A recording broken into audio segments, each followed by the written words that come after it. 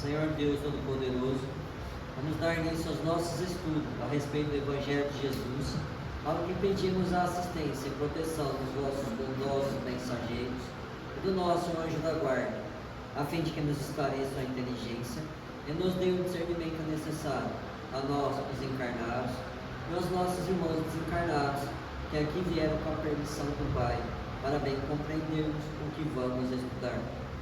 Rogamos a Jesus, o nosso mestre guia, seja conosco e presida a nossa reunião. Em teu nome, Senhor, seu bendito Filho Jesus, da nossa Mãe Maria, de Ismael e da irmã veneranda, a protetora desta casa, damos por aberta a reunião de estudos desta noite. Assim seja. Para os montes. Então, os que estiverem na Judéia, fujam para os montes. Jesus em Mateus capítulo 24, versículo 16. Referindo-se aos instantes dolorosos que assinalariam a renovação planetária, aconselhou o Mestre aos que estivessem na Judéia procurar os montes. A advertência é profunda, porque, pelo termo Judéia, devemos tomar a região espiritual de quantos, pelas aspirações íntimas, se aproximem do Mestre para a suprema iluminação. E a atualidade da Terra é dos mais fortes quadros nesse gênero. Em todos os recantos estabelecem-se dúvidas e ruínas. Venenos mortíferos são inoculados pela política inconsciente nas massas populares. A Baixada está repleta de nevoeiros tremendos. Os lugares santos permanecem cheios de trevas abomináveis. Alguns homens caminham ao sinistro clarão de incêndios. Aduba-se o chão com sangue e lágrimas para a semeadura do porvir. É chegado o instante de se retirarem os que permanecem na Judéia para os montes, nas ideias superiores. É indispensável manter-se o discípulo do bem nas alturas espirituais, sem abandonar a cooperação elevada que o Senhor exemplificou na terra. Que aí consolide a sua posição de colaborador fiel, invencível na paz e na esperança, convicto de que, após a passagem dos homens da perturbação, portadores de destroços e lágrimas, são os filhos do trabalho que semeiam a alegria, de novo, e reconstroem o edifício da vida.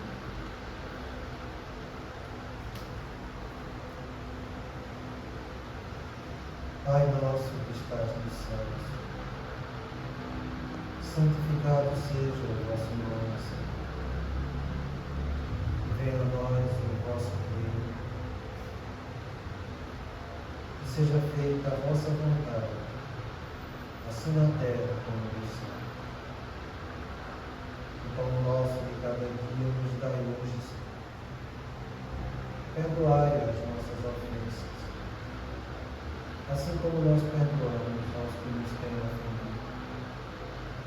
Não nos deixeis que entremos em tentações, e livrai-nos, Pai, de todo mal, porque seu é o reino, o poder e a glória para sempre. Amém.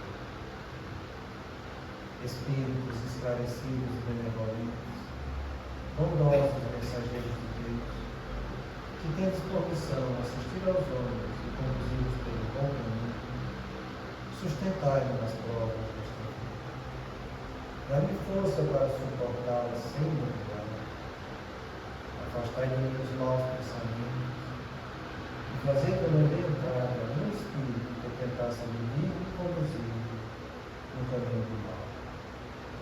Esclarecei-me a consciência com relação aos meus defeitos e tirai-me sobre os olhos do velho orgulho, capaz de impedir-nos perceber e confessar os animais. A ti, sobretudo, bondoso anjo da guarda, que mais particularmente velais por mim, e a todos vós, espíritos protetores que por mim nos interessaram, fazei que me torne digno da vossa proteção. Conheceis as minhas necessidades, para ser atendido segundo a vontade de Deus.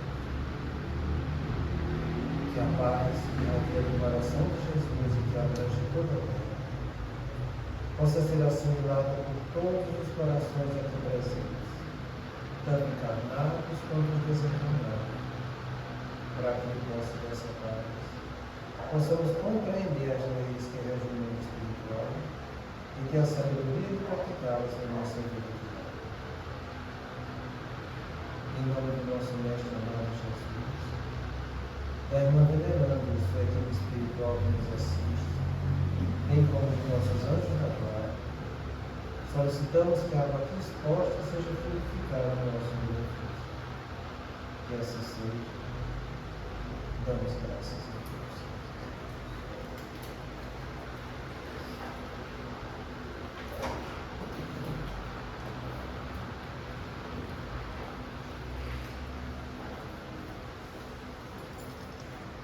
Boa noite.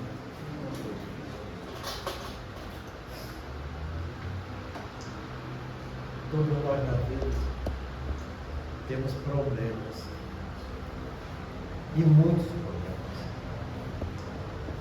A gente passa por problemas no nosso corpo, problemas no nosso corpo, problemas com nossa família, problemas no meio socioeconômico que a gente vive. E o que é mais interessante é quando que os problemas acontecem, a primeira resposta que a gente tem é querer arrumar uma desculpa, como se esse problema não fosse nosso. Mas como o problema é nosso, ele vai continuar com a gente, sabe? E você vai arrumando desculpa. E chega uma hora que não tem como mais arrumar desculpa. Você olha para trás, vê que o problema é seu, e você começa a se culpar por isso. Porque aquilo ali você já devia ter resolvido e não resolveu, porque aquilo ali está passando a vida inteira te incomodando,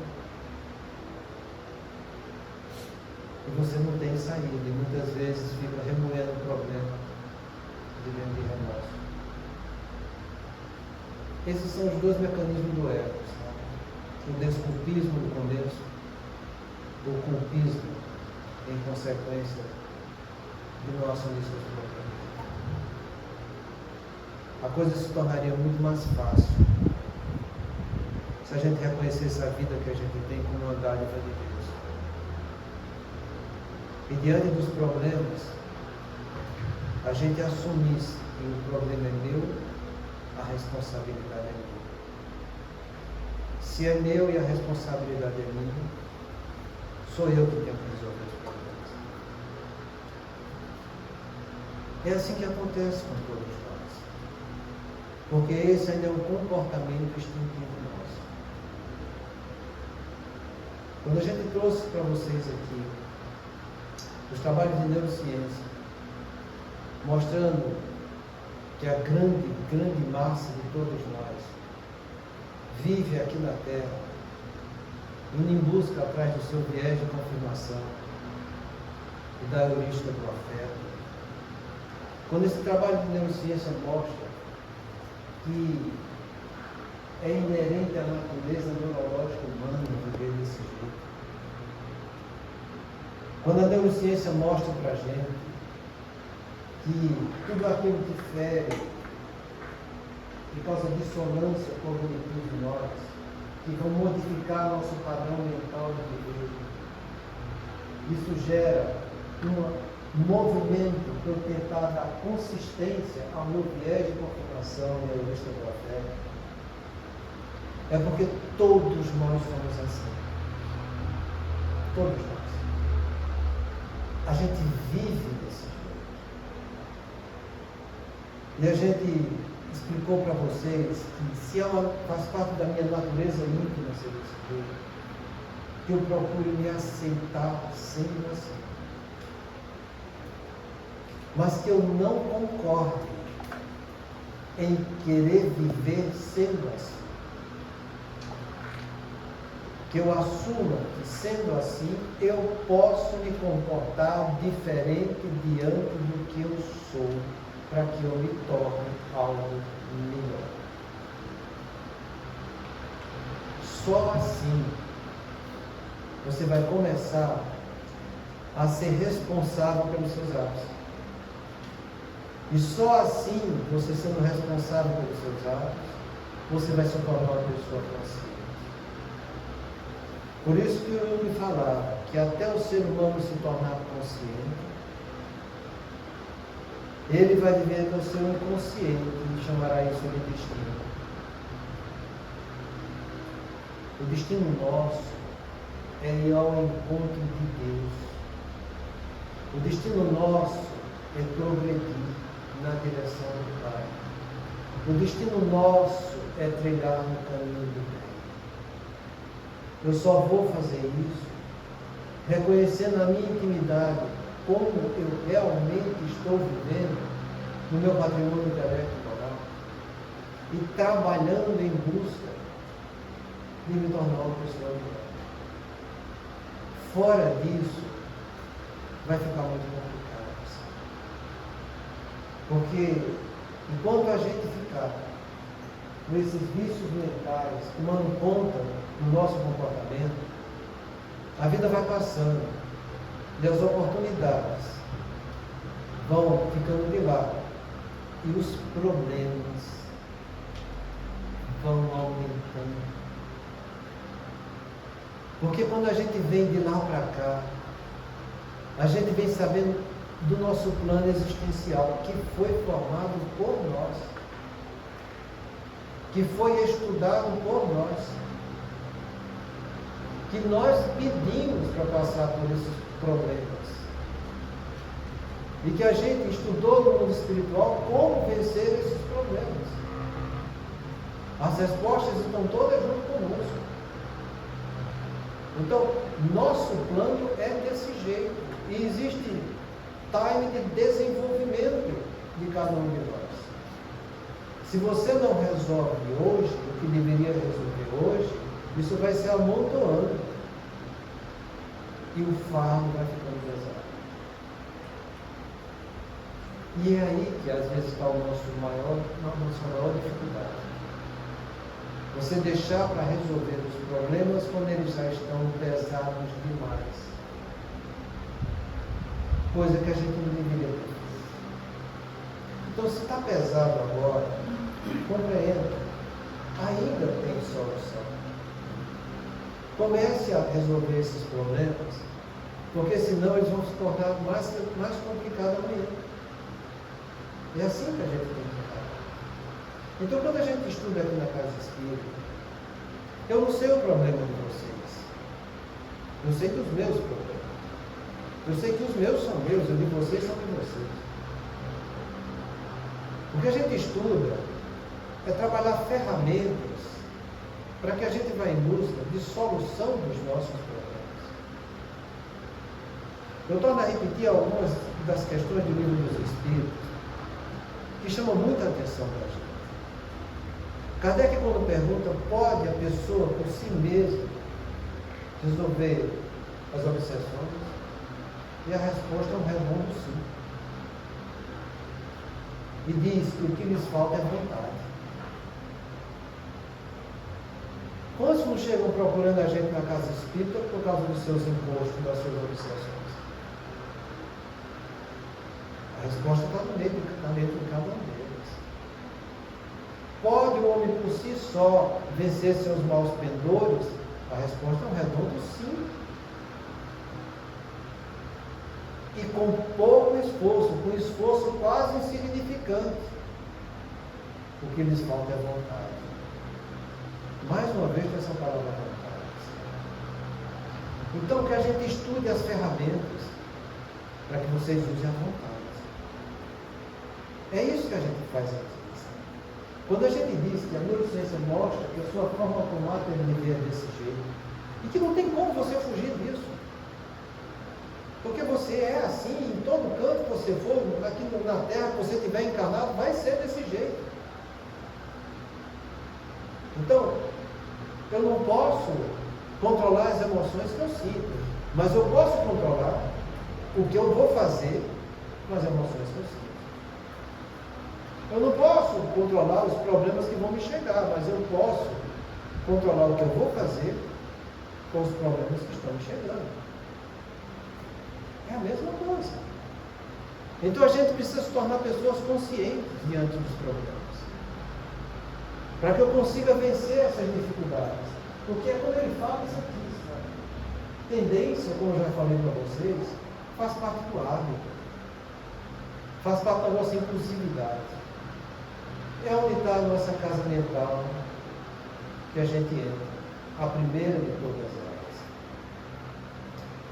Que é a casa mental, que a gente já viu, onde estão nossos impulsos, onde estão nossos hábitos, nossos instintos. Vem do nosso automatismo, é intrínseco nosso, é a nossa primeira resposta. Agir sem refletir no problema que está chegando.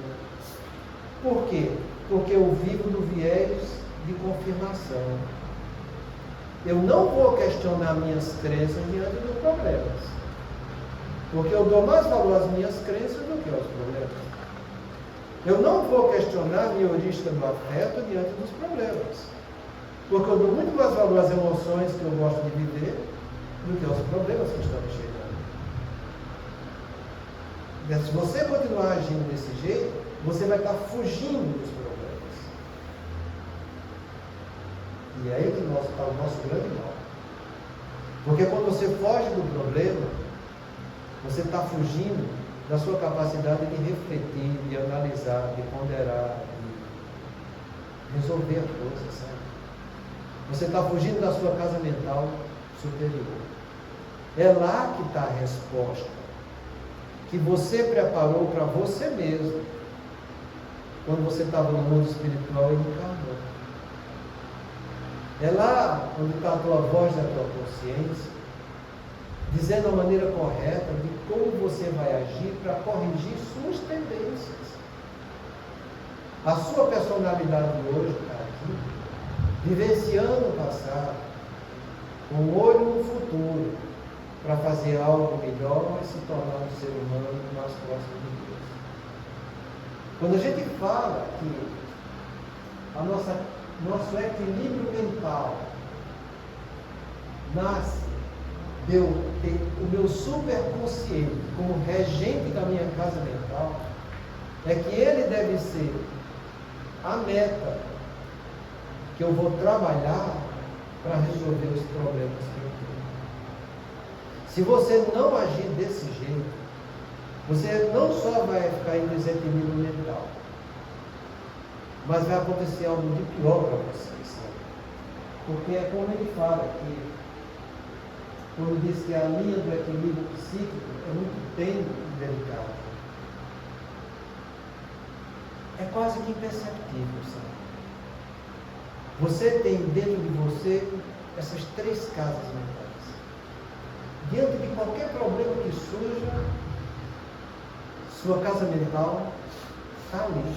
E você vai escolher qual delas você vai tomar como base diante dos problemas. Então, a pessoa que não ora, não vigia, está mais suscetível a cair em desequilíbrio psíquico, mental, espiritual, né? É justo isso que a gente está falando. Para que diante dos problemas você vigie e vá em busca de noções superiores para resolver seus problemas. Porque o problema é de cada um, não é dos outros. Os problemas que eu tenho não é do meu corpo, não é do meu pai, não é da minha mãe, nem é da minha mulher, nem é dos meus filhos, nem é da cidade que eu estou morando. Não. São meus. Aí, fora com vocês, os espíritos obsessores, discutir problema, suicídio, né? A influência, ela vem sempre de fora para dentro. Na verdade, as obsessões que a gente tem, ela nasce primeiro de uma auto-obsessão. Quando eu falo para vocês, se você fixar a solução dos seus problemas nos seus instintos, nos seus impulsos, você vai atrair para junto de você não só suas tendências e impulsos que você gosta de viver, mas também toda a população de espíritos que relacionaram com vocês na formação desses impulsos, desses instintos de vidas passadas. Não são eles que vêm me perturbar, sou eu que chamo por eles para vir conviver comigo da maneira equivocada que eu sempre vivi. As influências que me chegam, a grande maioria de todos nós atraímos pelo nosso próprio padrão vibratório. Se você colocasse a sua maneira de agir na casa mental superior do idealismo, você só tinha junto de você anjos da guarda e espíritos familiares do seu lado. Não ia ter mais nada. Porque tudo nasce do pensamento. Se meu pensamento está no que é sublime, o que é trivial não vai me acompanhar. A escolha é minha. Então pode uma pessoa por si só se libertar das obsessões? Pode. Porque lhes falta vontade. Usa a tua vontade no que é nobre, no que é sublime, no que é edificante. Porque é como Kardec fala, espíritos bons não se misturam, espíritos ruins não vão se misturar com espíritos bons. Entende? Fluido bom não se mistura com fluido ruim, você escolhe o fluido que está com você. Isso está no livro da Gênesis, no capítulo 14, quando ele faz referência aos fluidos. Então, entenda as ferramentas que Deus está dando para cada um de nós, para que a gente resolva o nosso problema. Faz isso. Escolhe essa casa superior de idealismo avançado. Porque diante dos problemas que vai estar surgindo, você está indo atrás das soluções corretas que estão ao seu alcance, para que você se torne uma pessoa melhor. A encrenca maior acontece quando a gente foge disso. Por isso que tem essa frase que é tão linda e tão profunda, que está no livro No Mundo Maior, que é o próprio livro dessa casa mental, sabe? Em que ele diz: louco é aquele que procurou forçar a libertação do aprendizado terrestre por indisciplina ou por ignorância. Louco é que tem desequilíbrio mental. Então você vai estar com desequilíbrio mental quando você força fugir da aprendizagem terrestre. Quando você força não reconhecer a vida como uma dádiva de Deus. Aprendizado refere a aprendiz. Aprendiz é o primeiro pilar que existe em nós para a saúde espiritual.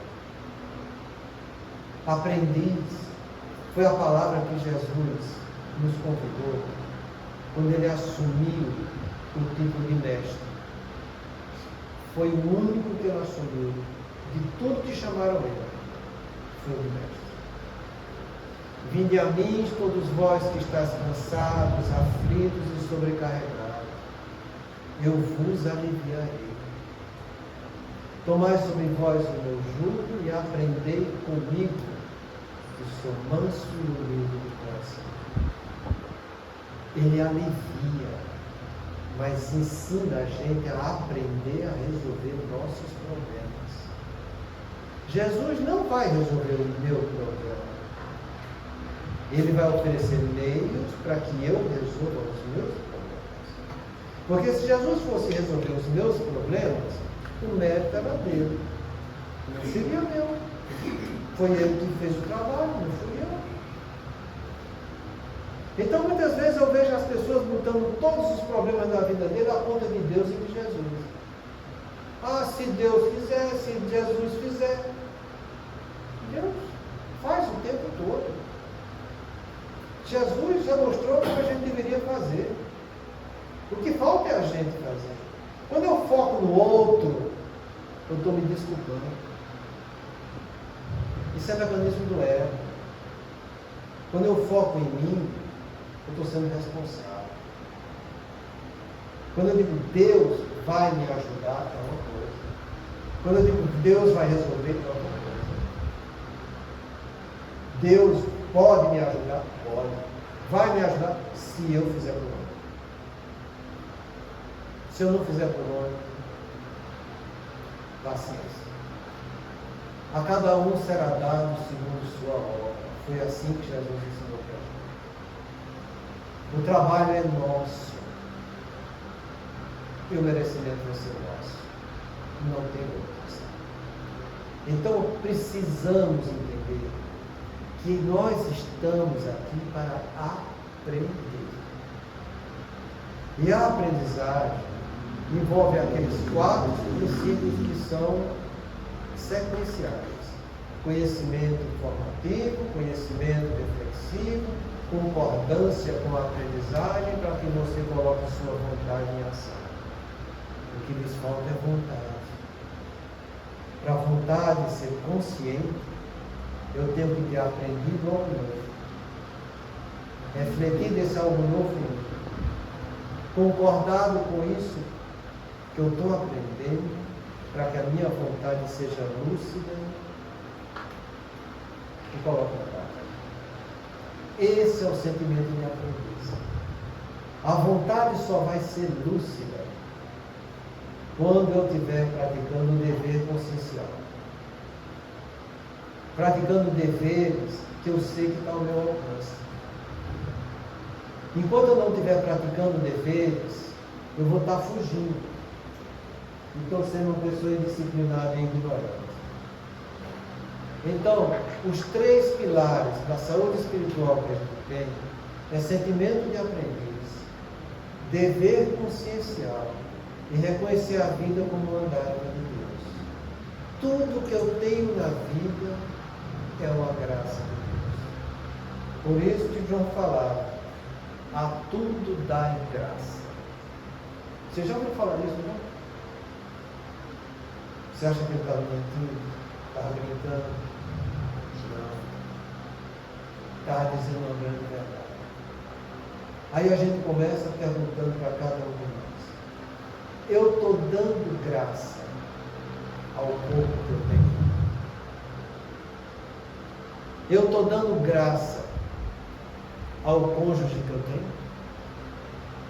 Eu estou dando graça à família que eu tenho, pai, mãe, filhos e agregados.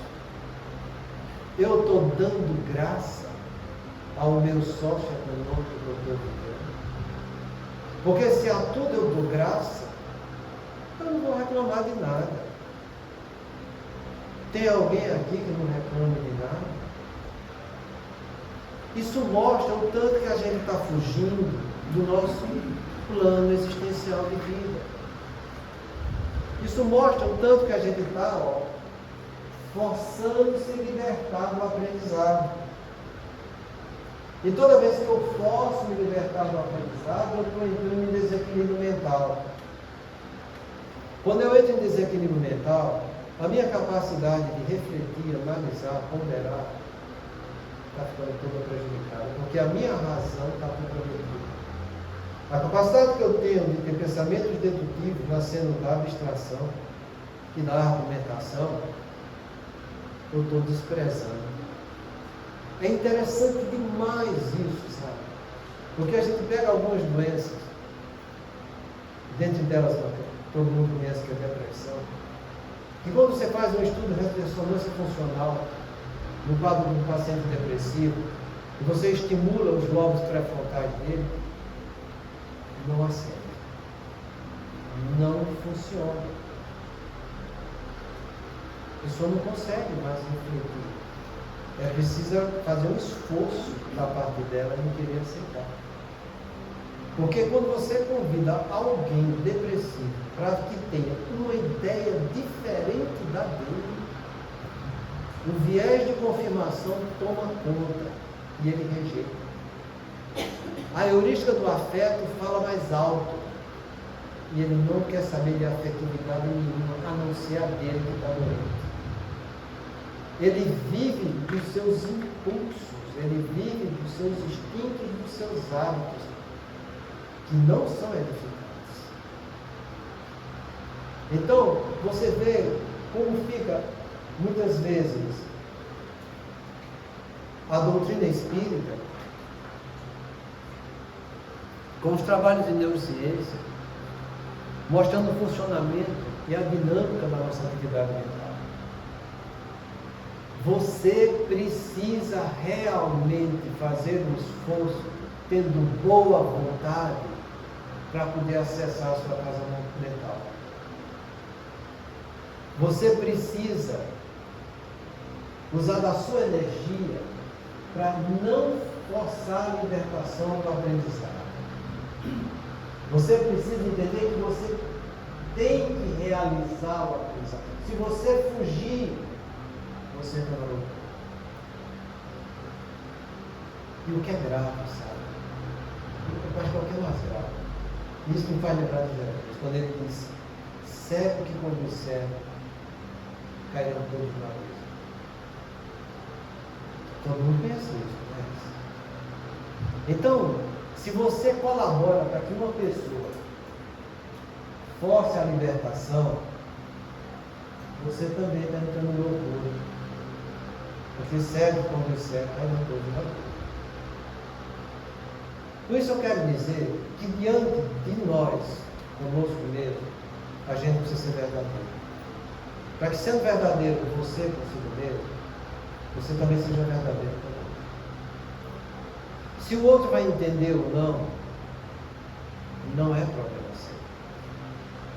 O nosso problema é a gente levar a verdade para o outro. Jesus, quando nos ensinou a parábola do semeador, ele falou que a gente ia levar as mesmas sementes, que ia cair à beira do caminho, que ia cair na terra fértil, que ia cair no pedregulho, que ia cair entre os espinheiros, mas que ia cair também na terra fértil. Nossa função de semear é igual a de Jesus, porque ele falou para os apóstolos que ele era o semeador. E ele semeou nos 4 tipos de terra. A mesma semente, que é a semente da verdade. É dever nosso. Aprendei comigo, que sou manso e humilde de coração. Que a gente também semeie no pedregulho. Que a gente também semeie no terreno árido. Semeie entre os espinheiros. Semeie no terreno fértil. E que não queira saber o resultado. Porque o semeador não quer saber o resultado. Ele quer semear. Foi assim que ele explicou para os apóstolos. Então, nossa função é ir em busca da semente, agindo com honestidade, na base dos 3 pilares de saúde espiritual: sentimento de aprendiz, dever consciencial, reconhecer a vida como ela. Você vai ter a semente. Leve a semente para todos. Se o outro não quiser usar a sua semente agora, ele vai adiante. Se ele quiser usar de uma maneira inapropriada, a semente é dele. Se ele quiser usar da maneira correta, o mérito vai ser dele, não vai ser nosso. Então, que a gente procure ter equilíbrio mental, assumindo o aprendizado terrestre, para que fazendo assim a gente leve para os outros, mostrando aos outros que esse aprendizado terrestre precisa ter disciplina e conhecimento da verdade. Sem essas duas coisas, você não vai resolver problema nenhum na sua vida. Indisciplinado é aquele que não faz o que é certo, mas ele sabe o que é certo.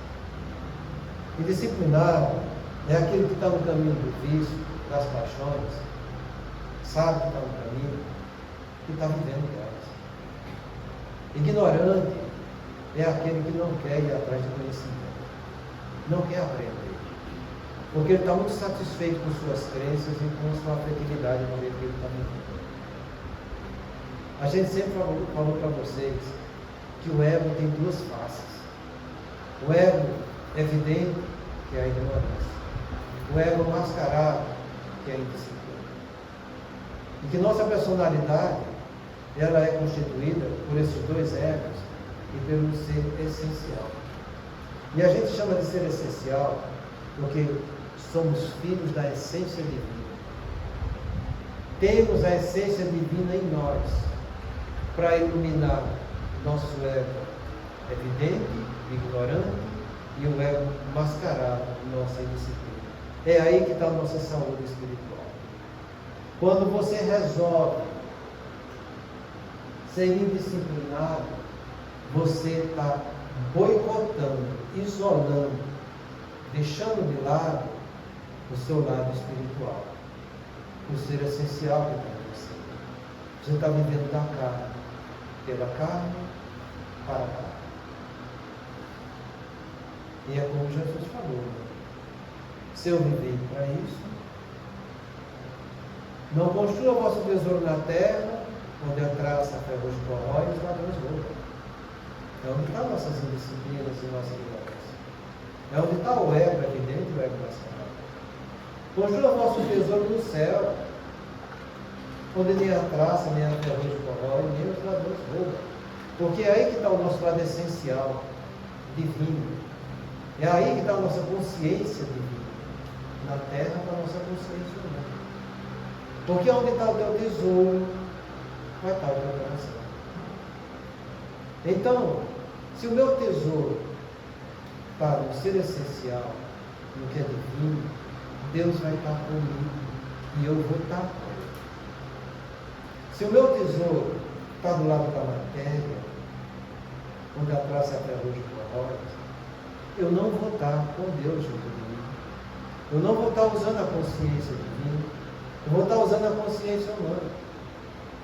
E aí? De quem é que eu vou reclamar?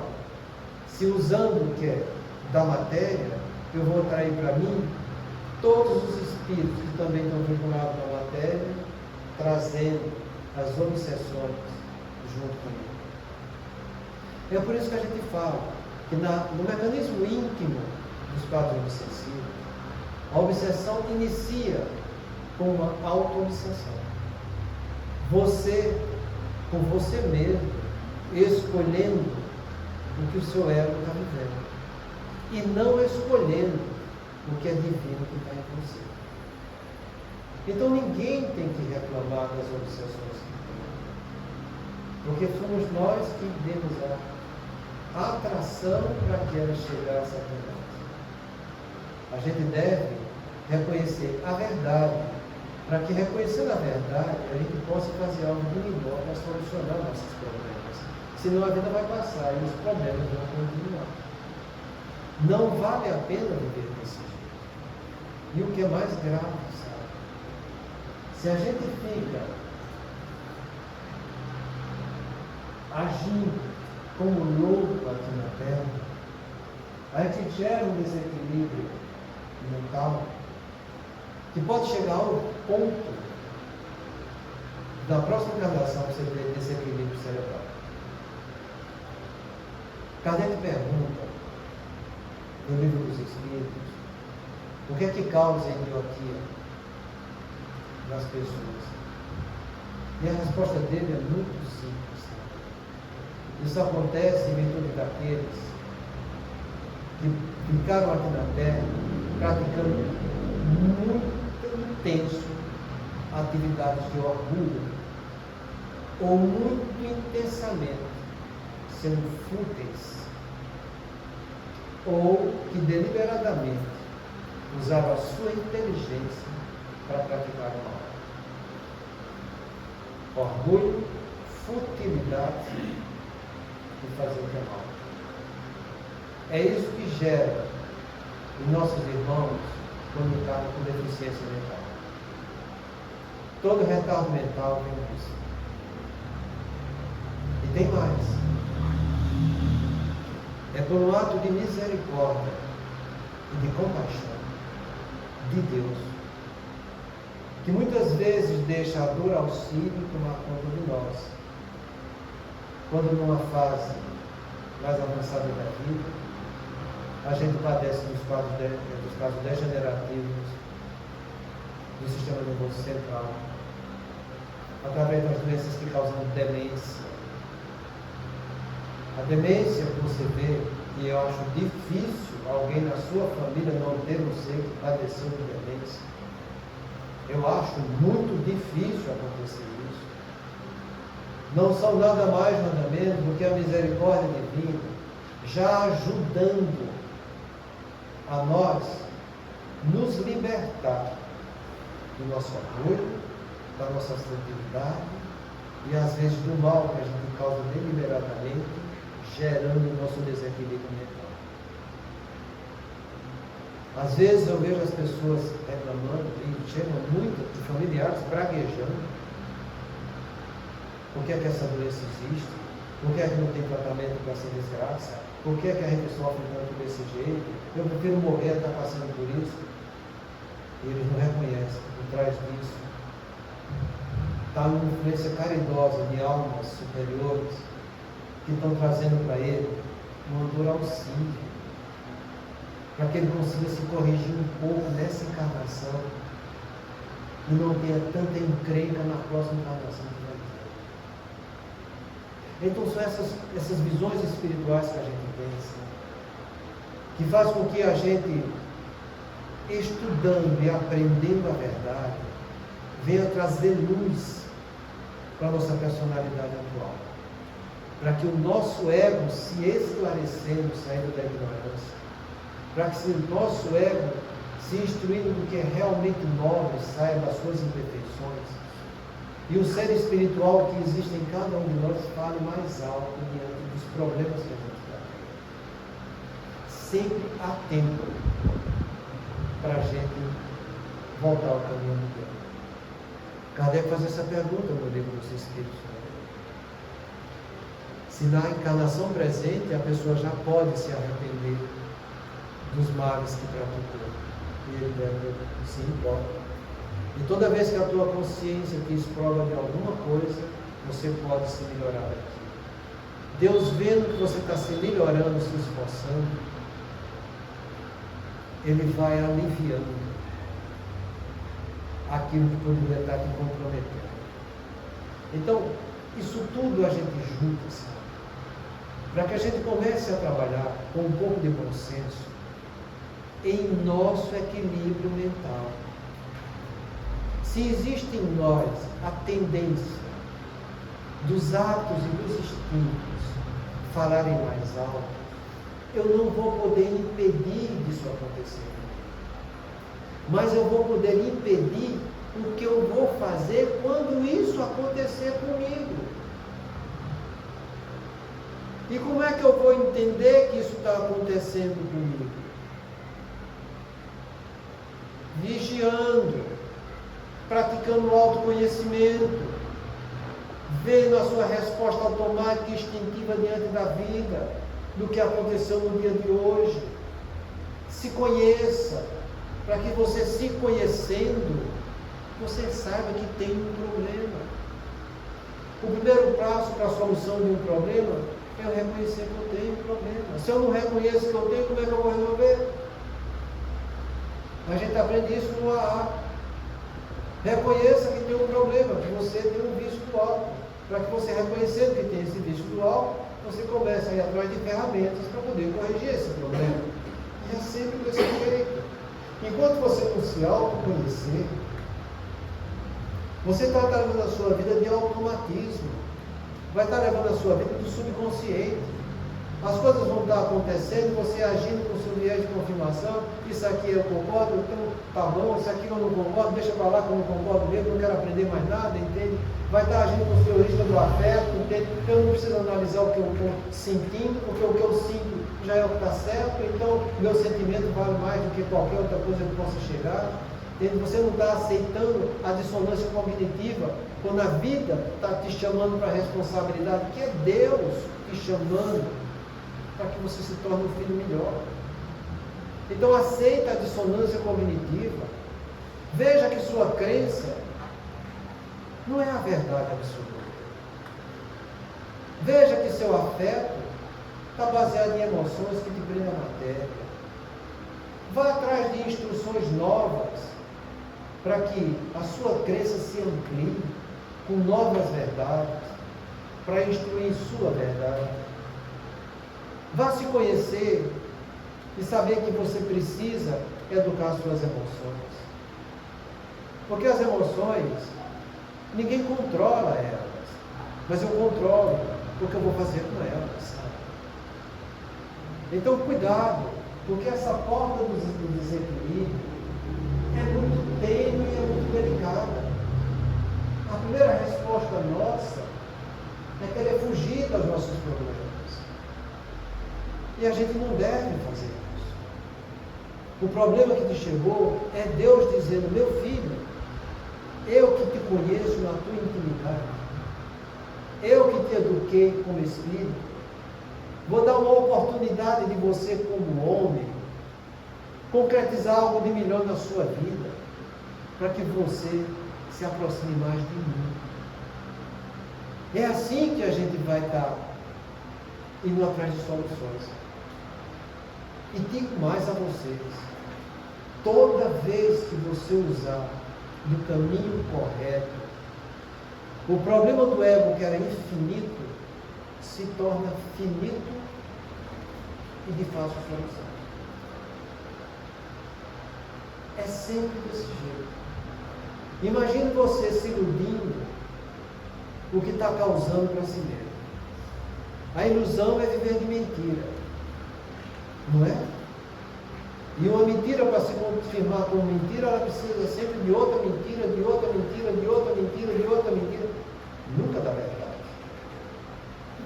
Então, uma mentira que você começa desse tamanho, como o problema vai continuar, você vai indo atrás de outra mentira, outra mentira, outra mentira, outra mentira, outra mentira. Não tem tamanho para isso. O peso do ego iludido é imenso. Quando você vive da verdade, não, você tem a solução daquele problema. Então você vai reconhecer o problema do tamanho que ele é. Porque é seu espírito que está lá para resolver e saber que vai se tornar melhor com aquela solução. Então muitas vezes você vê as pessoas sofrendo em demasia, construindo um castelo de mentiras uma em cima da outra, em que aquilo pesa, aquilo incomoda, aquilo tira o sono, aquilo angustia a pessoa o tempo inteiro. E ela entra em desespero. É por isso que Jesus falou: vinde a mim todos vós que estáis cansados, aflitos e sobrecarregados, eu vos aliviarei. Ele, que é o lado espiritual, nos alivia. O problema que era desse tamanho diminui. Ele vai aliviar. E aprendei comigo, para que você resolva, que sou manso e humilde de coração, e encontrareis alívio para vossas almas. Você vai encontrar o seu alívio, porque você vai resolver o problema, e a coisa desaparece. Doutor, contrário de orgulho é humildade, né? Isso. Orgulho, Adriano, é quando eu amo mais a mim do que a verdade. Humildade é quando eu amo mais a verdade do que a mim. Quando Jesus pede: aprendei comigo que sou manso e humilde de coração, ele diz o seguinte: eu sou manso porque sou de fácil aprendizagem. Quem é de fácil aprendizagem não fica fixo no seu viés de confirmação. Quem quer aprender não vive da revista do seu afeto. Quem quer aprender aceita a dissonância cognitiva. Isso é mansidão. Você só é manso quando você vence essa dificuldade. E você é humilde porque você vai amar mais a verdade do que a você. Porque é o contrário do ego. O ego, ele ama mais ele do que a verdade. Então ele vive de mentira, vive de ilusão. E o peso do que ele está vivendo vai ser imenso para ele. Entende como é? Então cuidado, porque todos nós temos muitas indisciplinas, não temos? e como ter isso. E o que é que a gente vai fazer com isso? Entenda, o problema é seu, é de cada um. Você já sabe o caminho de se tornar uma pessoa disciplinada. Você já sabe o caminho de fortalecer essas disciplinas, indo atrás cada vez mais de verdade. Porque a coisa fica muito mais fácil de ser uma pessoa disciplinada, porque eu só vou conseguir quando a minha visão sobre a disciplina que eu vou ter que realizar, ela é ampla.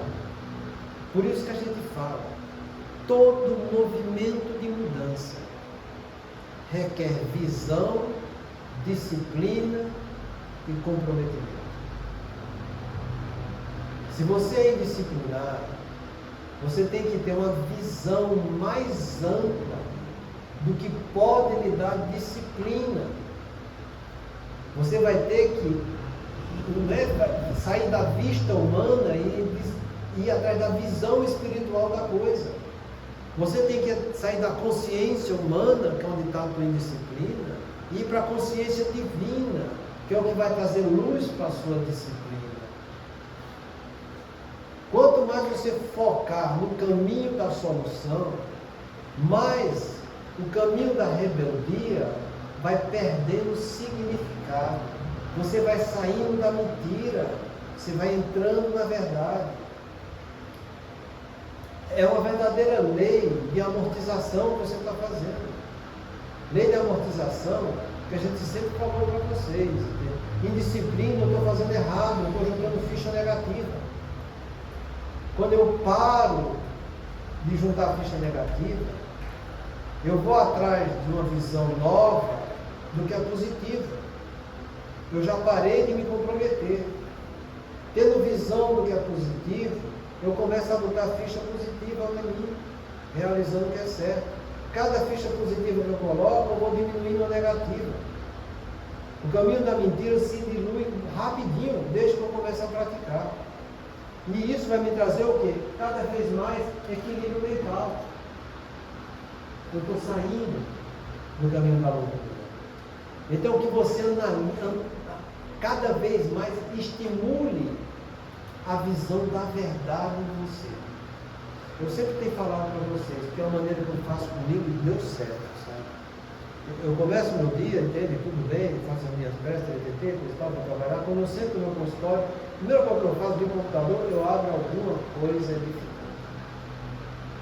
Alguma coisa da doutrina espírita, do livro dos espíritos, do evangelho, do que eu vou estudar, do que eu vou conversar com vocês, entende? Alguma tem que ter. Está lá dentro. Eu já leio aquilo que é edificante. Depois é que eu abro os programas do meu trabalho, e sempre tem algo edificante chegando. E quando chega alguma coisa que começa a me tirar do equilíbrio, que é natural, a gente está aqui para aprender, está tirando do equilíbrio, eu foco no que é edificante. Aquilo me incomodou, às vezes não sei a solução imediata para um problema do paciente, pela circunstância de vida que ele está vivendo, vou atrás da doutrina espírita procurar alguma coisa a respeito daquilo. É muito fácil, sabe? A gente tem um negócio no computador chamado Kardecpédia. É a coletânea de todas as obras de Kardec, com todas as revistas espíritas. Você digita um nome, pega lá e ele te dá tudo que existe daquele nome dentro das obras básicas da revista espírita. E ali você mergulha na aprendizagem daquilo. É você querer amar mais a verdade do que assim. E você fazendo isso, você se desconecta do que é negativo. Você vai se reconectando com o que é positivo. O seu intercâmbio mental, que antes estava sendo comandado pelo teu ego, onde você está vinculado com a espiritualidade inferior, você reconduz ele para o intercâmbio mental no lado positivo da vida, onde estão os espíritos bons, os espíritos familiares. É uma escolha de cada um. Todo mundo tem isso ao seu dispor aí, mas as pessoas preferem muitas vezes ficar nas suas redes sociais, vivendo de indisciplina e de ignorância, fugindo da responsabilidade espiritual que cabe a cada um. Sempre falei para vocês e torno a repetir. Todos nós temos o nosso subconsciente, que é a nossa primeira resposta. Temos o nosso consciente, que é a nossa consciência humana do que a gente está edificando. E temos nossa consciência divina, que é o nosso lado espiritual, que é acessível a cada um de nós, onde dá todas as respostas para resolver todos os problemas nossos. Muita paz a todos.